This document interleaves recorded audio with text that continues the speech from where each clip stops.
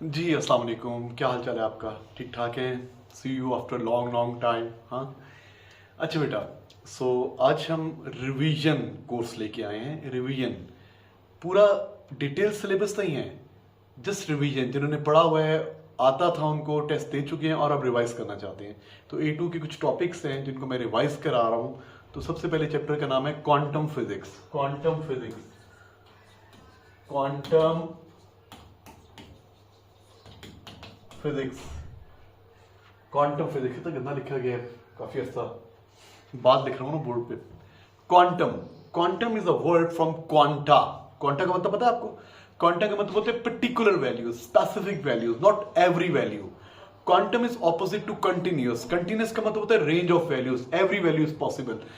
मैंने आपको समझाया था क्लासरूम में। क्वांटा, क्वांटा मीन्स होता है कि पर्टिकुलर वैल्यू। जैसे आके आप मार्केट में चीनी लेने जाते हैं, you want to purchase sugar and sugar are in packets. जो पैकेट्स में है ना, या तो आधा किलो होगा, या 1 kg होगा, या 2 kg होगा, या 5 kg होगा। The sugar in packets have the quantize particular values. लेकिन आप खुली शुगर खरीदते हैं, you can purchase 10 gram, 20 gram, 1000 grams, कितनी भी खरीद सकते हैं ना, कोई भी वैल्यू परचेज कर सकते हैं। तो वो कौन सी वैल्यू होती है? Quantize values. फिर मैंने आपको समझाया था क्वांटम, क्वांटम का और कंटिन्यूस का क्या फर्क है। फॉर एग्जांपल, ये है जी ground floor, ground floor, ground floor, और ये फर्स्ट फ्लोर। ग्राउंड फ्लोर से फर्स्ट फ्लोर पे आपने जाना है। दो चॉइसेस हैं, या तो स्टेयर्स यूज करें या स्लोप यूज करें। वो होता है ना, पैरालाइज पर्सन के लिए व्हील चेयर होती है ताकि उसके ऊपर जा सकें, फर्स्ट फ्लोर से, ग्राउंड फ्लोर से फर्स्ट फ्लोर पे जा सके। तो जो चॉइसेस हैं, एक तो आपके पास स्लोप है, ये स्लोप है, स्लोप। और दूसरा आपके पास क्या है? स्टेयर्स। अब बेटा, स्लोप अगर आप यूज करते हैं, if you are using slope, तो आपके पास क्या होता है? You can have any height. आप कोई भी हाइट ऑब्टेन कर सकते हैं। आप यहां पे स्टे कर सकते हैं, you can stay here, you can stay here, you can have this height, you can have this height, you can have this height. Every value of height is possible, है ना। मैक्रो लेवल पे देख रहे हैं, बस micro level पे नहीं देख रहे, macro level. Every value of height is possible. But if you are using stairs, तो क्या होगा? या तो फर्स्ट स्टेयर पे खड़े होंगे, या सेकंड स्टेयर पे खड़े होंगे, या थर्ड स्टेयर पे खड़े होंगे। या तो आपकी ये हाइट पॉसिबल होगी, या आपकी ये हाइट पॉसिबल होगी, या आपकी ये हाइट पॉसिबल होगी। तो यहां पे हाइट की specific, particular, discrete, quantized values हैं। तो क्वांटम का मतलब होता है पर्टिकुलर वैल्यू, और जो रेंज ऑफ वैल्यूज होती है जिसमें एवरी वैल्यू इज पॉसिबल, वो क्या होती है बेटा? वो होती है कंटिन्यूअस वैल्यूज। ठीक है, तो कंटिन्यूअस और क्वांटम ऑपोजिट चीजें हैं। तो सबसे पहले एक साइंटिस्ट था, मैक्स प्लैंक। उसने कहा ब्लैक बॉडी से जो रेडिएशंस निकलती है, आपने पढ़ा होगा ओ लेवल्स में, आपने पढ़ा था ओ लेवल्स में कि black bodies are good emitter and good absorber of heat radiation. तो ब्लैक बॉडी से जो रेडिएशंस निकलती हैं, मैक्स प्लैंक ने अज्यूम किया, for example this is a black body, बनाई ग्रीन से हुई है लेकिन ये ब्लैक बॉडी है। अच्छा, इससे एनर्जी निकल रही है, एनर्जी एमिट हो रही है, यू नो। आपको पता है हर बॉडी से एनर्जी एमिट होती है। फॉर एग्जांपल ये हॉट बॉडी है, इससे क्या निकल रही है? इंफ्रारेड रेडिएशंस निकल रही हैं, इंफ्रारेड रेडिएशन, थर्मल रेडिएशंस निकल रही हैं। तो मैक्स प्लैंक ने अज्यूम किया कि इससे जो एनर्जी निकल रही है वो लगातार ऐसे नहीं निकल रही, यू वेव लाइक नहीं निकल रही, वेव लाइक कंटिन्यूसली एमिट नहीं हो रही, वेव लाइक जैसे जेट ऑफ वाटर होता है ना, पानी कंटिन्यूसली मूव करता है, ऐसे नहीं निकल रही। बल्कि क्या हो रहा है? ऐसे निकल रही है। एनर्जी निकली, फिर गैप आ गया, फिर एनर्जी निकली, फिर गैप आ गया। जेट ऑफ वाटर की तरह नहीं निकल रही, बल्कि मशीन गन की गोलियों की तरह, बुलेट्स की तरह निकल रही है। तब उसने ये एज्यूम किया, तो वो जो रिसर्च वर्क कर रहा था, उसके आंसर्स और उसके जो थ्योरेटिकल आंसर वो मैच कर गए, यू नो। तो मैक्स प्लैंक ने अज्यूम किया energy emitted from the black body is not continuous wave like, but it is discrete, it is packet like. और इस पैकेट का नाम रखा फोटोन। क्या नाम रखा इसका? Photon, photon, photon, photon, photon. आप ऐसे अज्यूम कर सकते हैं, है तो वेवी लेकिन पैकेट में बंद है। थिंक लाइक दैट, अज्यूम कर सकते हैं आप। तो भाई मैक्स प्लैंक ने अज्यूम किया कि जो ब्लैक बॉडी से एनर्जी निकलती है वो कंटिन्यूस से नहीं निकलती, बल्कि एनर्जी पैकेट्स निकलते हैं। इस एक एनर्जी पैकेट का नाम रख लिया उससे photon. What is photon? It is an energy packet और डिस्क्रीट वैल्यू ऑफ एनर्जी ज्यादा आसान है. It is an energy packet of electromagnetic wave, नहीं बोलना, electromagnetic radiation. What is photon? It is an energy packet of electromagnetic radiation. It is massless chargeless particle that moves with the speed of light. इसका rest mass 0 होता है. हाँ, movement की वजह से इसका एक इफेक्टिव मास हो जाता है. बहुत डिटेल में नहीं जा रहे, बस फोटोन क्या है? एनर्जी पैकेट होता है. ठीक है. और जो फोटोन की एनर्जी होती है, फोटोन की जो एनर्जी होती है, it is directly proportional to frequency. और फोटोन की energy is equal to H F. F is frequency. What is H? Planck's constant. Planck's constant, ये प्लैंक कांस्टेंट होता है. और आप इसको ऐसे भी लिख सकते हैं, आपको पता है ना, since C is equal to F lambda, C is equal to F lambda, तो F किसके इक्वल होता है? C over lambda. तो अगर मैं यहाँ पे F की जगह पे C ओवर लैम्डा लिख दूं, E is equal to HC over lambda. तो energy of photon is directly proportional to frequency of electromagnetic radiation और inversely proportional to wavelength. Photon की एनर्जी, फोटोन क्या होता है? एनर्जी पैकेट होता है. उसकी एनर्जी क्या होती है? स्पेसिफिक वैल्यू ऑफ एनर्जी होती है, जो फ्रीक्वेंसी पे डिपेंड करती है. जितनी फ्रीक्वेंसी ज्यादा होती है उतनी एनर्जी ज्यादा होती है, जितनी वेवलेंथ कम होती है उतनी एनर्जी ज्यादा होती है. अगर आप विब ग्योर की बात करें, रेनबो स्पेक्ट्रम की बात करें, तो लोएस्ट एनर्जी किसकी होगी? रेड कलर की. Longest wavelength, smallest frequency. और सबसे ज्यादा किसकी होगी? वॉयलेट कलर की. Highest frequency, smallest wavelength. और सबसे ज्यादा एनर्जेटिक फोटॉन्स कौन से होंगे? गैमा फोटॉन्स, जिनकी फ्रीक्वेंसी सबसे ज्यादा होती है. तो बेटा फोटोन की बात सबसे पहले मैक्स प्लैंक ने की. तो क्या होता है जी? What is Planck hypothesis? जल्दी से, प्लैंक हाइपोथेसिस क्या है? Energy emitted from the black body is not continuous but it is discrete. Specific values of energies are emitted, और स्पेसिफिक वैल्यू को बोलते हैं फोटोन. उस एनर्जी पैकेट को बोलते हैं फोटोन. कि ब्लैक बॉडी से एनर्जी जेट ऑफ वाटर की तरह नहीं निकल रही कंटिन्यूअसली, पानी के जेट ऑफ वाटर की तरह, बल्कि मशीन गन की बुलेट्स की तरह निकल रही है. और एक बुलेट का नाम है फोटोन. अच्छा, फोटोन क्या होता है? It is an energy packet of electromagnetic radiation, और उसकी एनर्जी होती है E is equal to H F या E is equal to H C over lambda. अब एक बॉडी से एक फोटोन नहीं निकलता, एक बॉडी से जो फोटोन निकलते हैं, energy emitted from the body is called NHF. N is number of photons emitted. N is number of photons emitted. अच्छा बेटा, इसके बाद हमने नेक्स्ट हमने क्या पढ़ा? इसके बाद नेक्स्ट स्क्रीन कैसे आएगी? ऐसे आएगी, भूल गया यूज करना. अच्छा बेटा, नेक्स्ट इसके बाद इस चैप्टर में हमारा है photo electric effect. What is photo electric effect? Photo एक ही वर्ड है, मैंने अलग लिख दिया.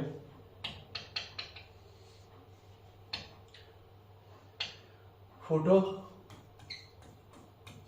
Electric effect. Photo electric effect. Photo electric effect. Photo का मतलब होता है लाइट, इलेक्ट्रिक का मतलब होता है चार्जेस. फोटो इलेक्ट्रिक इफेक्ट ये होता है कि जब मेटल की सरफेस पे इलेक्ट्रोमैग्नेटिक रेडिएशन हिट करती हैं तो उससे इलेक्ट्रॉन निकलते हैं. when इलेक्ट्रोमैग्नेटिक रेडिएशन, और लाइट भी बोल सकते हैं, when light is incident on the metallic surface, बेहतर है कोल्ड मेटेलिक सरफेस. कोल्ड, क्योंकि हीट की वजह से भी तो रेडिएशन निकलती है ना, थर्मोनिक एमिशन. तो हम कहते हैं हीट की वजह से नहीं, लाइट की वजह से, इलेक्ट्रोमैग्नेटिक रेडिएशन की वजह से जो इलेक्ट्रॉन निकलते हैं, इस फिनोमेना को बोलते हैं फोटो इलेक्ट्रिक इफेक्ट. तो ये जी मेटेलिक सरफेस है, सपोज कर लें हम इस पे इंसिडेंट कर रहे हैं. क्या इंसिडेंट कर रहे हैं? इलेक्ट्रोमैग्नेटिक रेडिएशन या लाइट चले इंसिडेंट कर रहे हैं. और लाइट के इंसिडेंट होने से क्या हो रहा है बेटा? इसकी सरफेस से इलेक्ट्रॉन्स, ये E for electron, E for electrons निकल रहे हैं. ये जो इलेक्ट्रॉन्स निकल रहे हैं, इसको लाइट के पड़ने से, इलेक्ट्रोमैग्नेटिक रेडिएशन के पड़ने से जो इलेक्ट्रॉन एमिट हो रहे हैं, इस फिनोमेना को बोलते हैं फोटो इलेक्ट्रिक इफेक्ट. क्या होता है photo electric effect?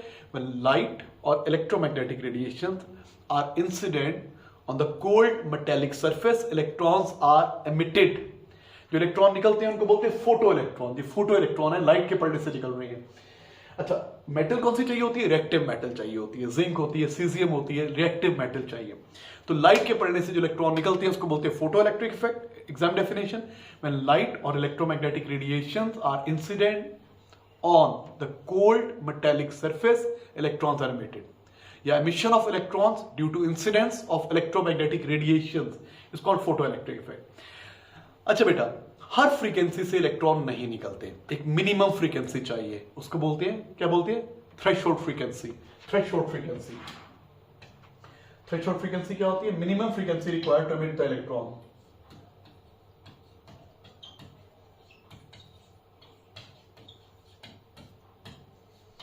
Minimum frequency of electromagnetic radiation. Minimum frequency of electromagnetic radiation required to emit the electron from the cold metal surface. इसको हम रिप्रेजेंट करते हैं F naught threshold frequency. Minimum frequency of electromagnetic radiation required to emit the electron from the cold metal surface. Threshold frequency, threshold wavelength भी कह सकते हैं. Threshold अगर frequency minimum है पुत्र तो wavelength क्या होगी? Inverse relation है. Longest wavelength required to emit the electron from the cold metal surface is called threshold wavelength. Threshold frequency ये तो threshold wavelength lambda naught होगा. अच्छा फिर the minimum energy required to emit the electron from the cold metal surface. Electron को निकालने के लिए energy चाहिए ना. मेटल है, इलेक्ट्रॉन निकलना नहीं पसंद करते तो जबरदस्ती निकालना पड़ेगा. इलेक्ट्रॉन फ्री है सरफेस के ऊपर, 2 डायमेंशन के ऊपर, 3 डायमेंशन में निकालने के लिए मेटल से आजाद करने के लिए एनर्जी चाहिए. The minimum energy required to emit the electron is called work function. Is called work function. 5 बोलते हैं. Minimum energy required to emit the electron from the cold metal surface called work function. 5 किसके equal होता है? Hf naught. H is Planck constant, F naught is threshold frequency. H की value तो बताना भूल ही गया. H के लिए कितनी होती है? 6.63 into 10 power minus 34 joules second. बेटा ये प्लैंक कांस्टेंट है. असल में क्विक रिवीजन है ना, इसलिए चीजें आगे पीछे हो रही है. तुमने क्या पढ़ा? क्वांटम का मतलब पता है? Specific value. किसके ऑपोजिट है? कंटिन्यूअस के ऑपोजिट है. कंटिन्यूअसली में क्या होता है कि लगातार हर values possible, range of values. Quantum का मतलब होता है पर्टिकुलर वैल्यू. तो सबसे पहले मैक्स प्लैंक ने एज्यूम किया, प्लैंक हाइपोथेसिस बता रहा हूं, energy emitted from the black body is not continuous but it is discrete specific particular values of energies are emitted. और उस एनर्जी की वैल्यू को, उस एनर्जी पैकेट को बोला फोटोन. फोटोन क्या होता है? It is an energy packet of electromagnetic radiation. It is an energy packet of electromagnetic radiation. E is equal to hf, E is equal to hc over lambda. E is equal to hf, E is equal to hc over lambda. याद करें इसको. हर frequency से electron नहीं निकलते. हमने experiment किया था, classroom में पढ़ा था कि इलेक्ट्रोस्कोप लिया, उस पर लाइट मारी तो उसके लीफ नीचे आ गए. इतनी डिटेल नहीं चाहिए, बस यहाँ पे हम रिवीजन करें, काम की बातें करेंगे. तो जो फिर उसके बाद क्या पढ़ा हमने? फोटो इलेक्ट्रिक इफेक्ट होता है. लाइट के पड़ने से जो इलेक्ट्रॉन निकलते हैं, फोटो इलेक्ट्रिक इफेक्ट होता है लाइट के इलेक्ट्रोमैग्नेटिक रेडिएशंस के पड़ने से. हर फ्रीक्वेंसी से नहीं निकलते हैं. Minimum frequency required is called threshold frequency and minimum energy required is called work function. ये होता है जी फोटो इलेक्ट्रिक इफेक्ट. इस फोटो इलेक्ट्रिक इफेक्ट को एक्सप्लेन किया, किसने एक्सप्लेन किया जी? वेव अप्रोच ने. वेव अप्रोच जो लाइट को वेव मानती थी, उसने कहा जी जब मेटल पे लाइट पड़ती है ना, तो मेटल क्या करती है? मेटल एनर्जी को एब्जॉर्ब. सुनो दोबारा. जब मेटल पे लाइट पड़ती है, लाइट वेव है, पुरानी साइज, लाइट वेव है, एनर्जी लगातार आ रही है, कंटिन्यूसली आ रही है, तो मेटल एनर्जी कंटिन्यूसली एब्जॉर्ब करती है, एक्यूमुलेट करती है. और जब ये एक्यूमुलेटेड एनर्जी एक्सीड कर जाती है वर्क फंक्शन से, तो इलेक्ट्रॉन निकलते हैं. और जो इलेक्ट्रॉन निकलते हैं उनकी एनर्जी इंटेंसिटी ऑफ लाइट पे डिपेंड करती है, फ्रीक्वेंसी पे डिपेंड नहीं करती. This was wave approach which prove to be wrong. बाद में आइंस्टाइन अप्रोच आ गई, पार्टिकल अप्रोच आ गई. तो क्या थी जी वेव अप्रोच? कि लाइट वेव है और जब मेटल पे पड़ती है तो मेटल एनर्जी कंटिन्यूसली जमा करती रहती है. और जब ये एक्यूमुलेटेड एनर्जी इतनी हो जाती है it which exceeds the work function, तो इलेक्ट्रॉन निकलते हैं. और जो इलेक्ट्रॉन निकलते हैं उनकी energy depends on intensity of light, it doesn't depend on frequency of light. जब हमने एक्सपेरिमेंट किया पुत्र, फोटो इलेक्ट्रिक इफेक्ट का एक्सपेरिमेंट किस पे करते हैं? फोटो सेल में. फोटो सेल में एक्सपेरिमेंट किया. फोटो सेल का एक्सपेरिमेंट अगर आपको याद हो तो क्या था? ये फोटो सेल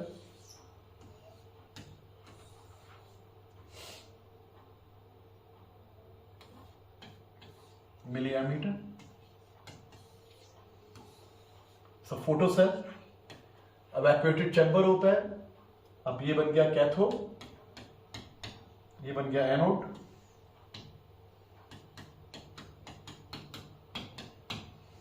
अच्छा ये डार्क रूम में पड़ा हुआ है तो करंट अभी 0 है. यहां पे करंट क्या है? 0, नो करंट. यहां पे वैक्यूम है, नो आयंस आर प्रेजेंट. ये पूरा इवैक्यूएटेड चैम्बर, ये फोटो सेल है. अच्छा यहां पे मैंने रखा light source. I placed a light source here. यहां पे रखा लाइट सोर्स.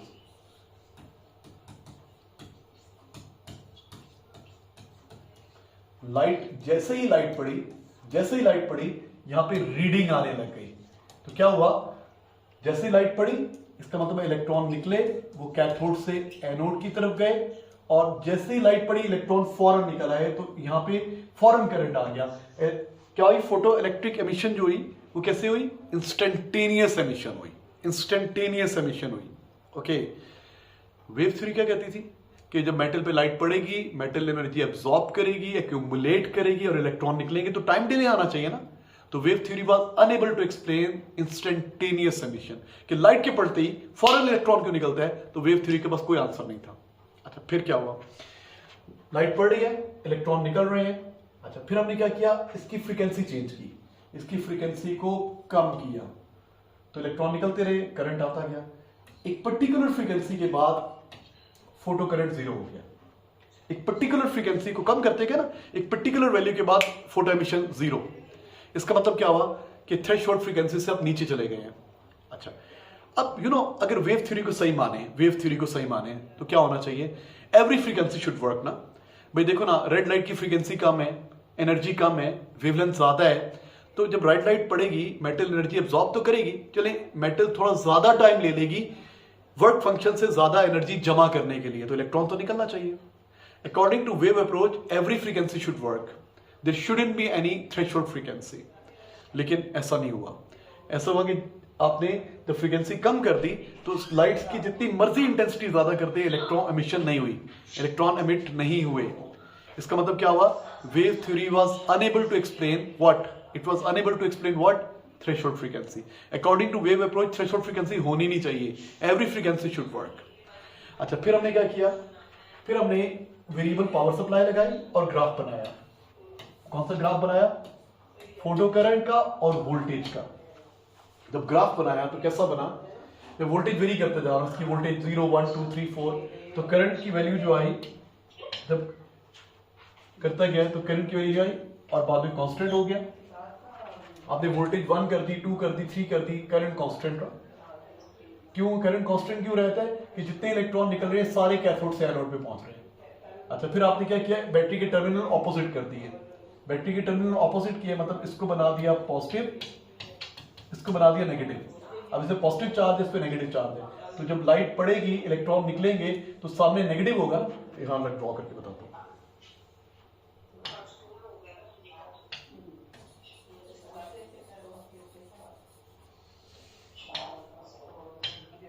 अच्छा भाई, जब यहां पे